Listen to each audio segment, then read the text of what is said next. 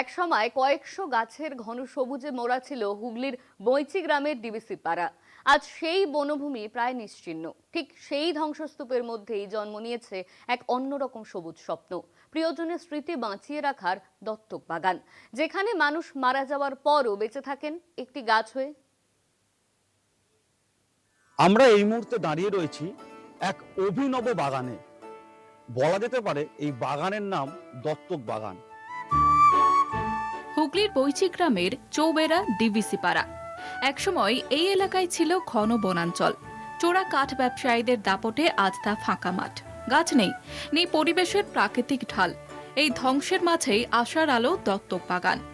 এখানে এখনো পর্যন্ত ৪৪ জন স্বর্গবাসী মানুষের স্মৃতিতে রোপণ হয়েছে ৪৪টি গাছ, সবকটি ফলজ এবং ঔষধি গাছ।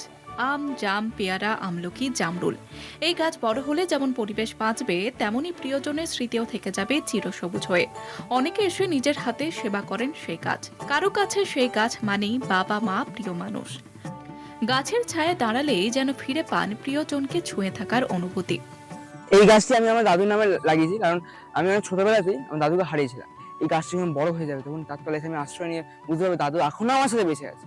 যে স্বজনকে আমরা, যে প্রিয়জনকে আমরা হারিয়েছি, যারা স্বর্গে আমাদের ছেড়ে চলে গেছে, কারণ মানুষ তো আর বাঁচে না, মানুষ স্বর্গে যায়, একটা সময়ের পর মানুষের মৃত্যু ঘটে। তো সেই মানুষের মধ্যে আমরা প্রাণের সঞ্চার করে এবং তার সঙ্গে প্রকৃতি প্রেমকে আমরা একসঙ্গে মেলবন্ধন করি। বনাঞ্চল ধ্বংস হওয়ায় আশেপাশের বন্যপ্রাণীর খাদ্য সংকট তৈরি হয়েছে। এই বাগানের ফলজ গাছ সেই সংকট অনেকটাই কমাবে। বন্যপ্রাণীরা অবাধে ফল খেতে পারবে এখানে। এমনকি বাড়তি ফল বিক্রি করে আদিবাসী এলাকার পিছিয়ে পড়া শিশুদের পড়াশোনার জন্য তহবিলও তৈরি করা হবে।